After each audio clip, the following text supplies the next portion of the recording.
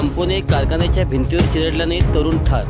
मिरज पंढरपूर रोडवर अयोध्या नगर येथे बाटल्यांच्या कारखान्यात भिंत व टेम्पोच्या मध्ये चिरडल्याने अनिल मोहन ठोमके वय वर्ष 40 राहणार कोंडिगिरे इंचलगंजी हा टेम्पो चालक ठार झाला।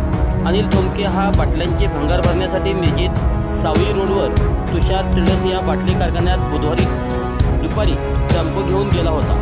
टेम्पो कारखान्याच्या भिंतीलगत उतरून तो टेम्पो भिंतीच्या मध्ये उभा होता। ठोमके यांनी बाटल्यांचे भंगार उतरण्यासाठी आलेल्या तरुणाला परत वाहनात बसण्यासाठी सांगून स्वतः टेम्पोत बसण्यासाठी चढताना टेम्पो मागे गेल्याने टेम्पो भिंतीच्या मध्ये चिरडून अनिल ठोमके हे गंभीर जखमी झाले।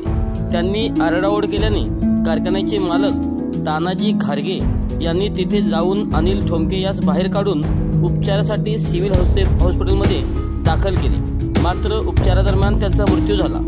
मिरज शहर पोलिसात याबाबत नोंद असून पोलीस अधिक तपास करीत आहेत।